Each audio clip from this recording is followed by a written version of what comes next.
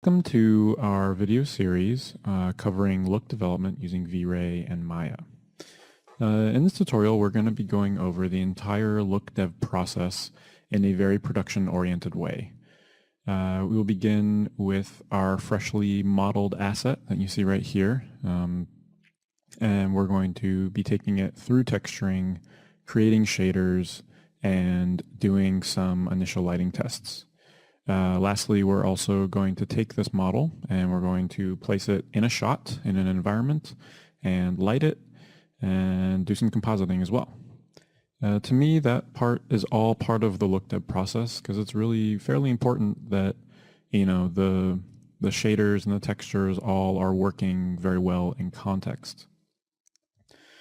It can be really difficult finding a workflow that works for you in this sense, and you know the way we move from the model step into texturing and shading can be a little bit daunting at first. And so it's really important to plan out all of the steps you're going to take. And I'm actually going to show you some paintovers that I did for this asset that, you know, just helped guide me through.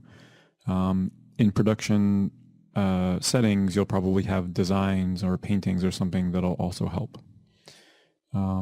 This model is of my own design, and so during this process of creating this video, I was actually, tweaking my design and figuring out exactly what it would look like as I went. I did do some drawings for myself, but they were kind of minimal. We're also going to be going over a creation of a standardized scene so that you can be testing your shaders and textures in one single world. And what I mean by that is, you know, if you were creating assets for a movie or a game or whatever, you want to make sure that those assets all look good together under the same lighting conditions and all of that. And so it's important to have a, main area that you can go and import any asset and know that the lighting is locked in and that your shaders should look good in those specific lighting circumstances. On top of that, we're also going to do a little bit of a discussion about color management. The color workflow is changing very rapidly in Maya 2016, and depending on when you're watching this, there could even be Maya 2017, and it's progressed even further. But we're going to be discussing how to use a LUT in V-Ray, and doing some just kind of subtle tone mapping to get some nice roll-off highlights and reduce the clipping that you see in a standard sRGB workflow. Speaking of sRGB, we are also going to just briefly touch on how to work linearly in V-Ray. My other video goes into this in much more detail, but I'll just do a quick rundown so we know, what to do with our textures and how to connect them into our shaders.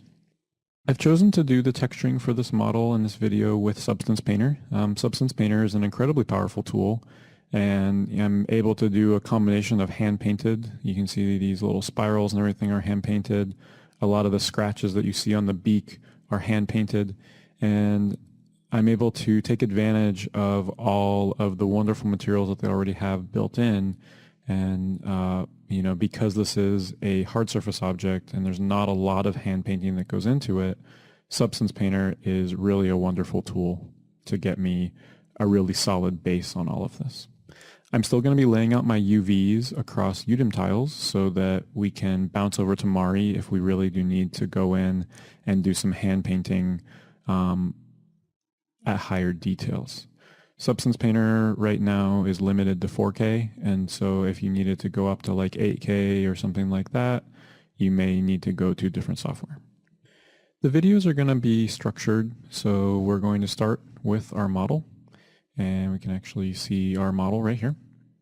And we're going to take this and I'm going to discuss, how this model has come to me, or in this case, what I'm starting with.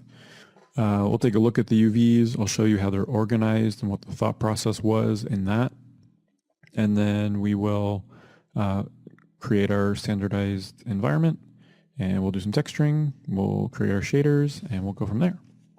So welcome, and I'm happy that you picked it up, and we will get started.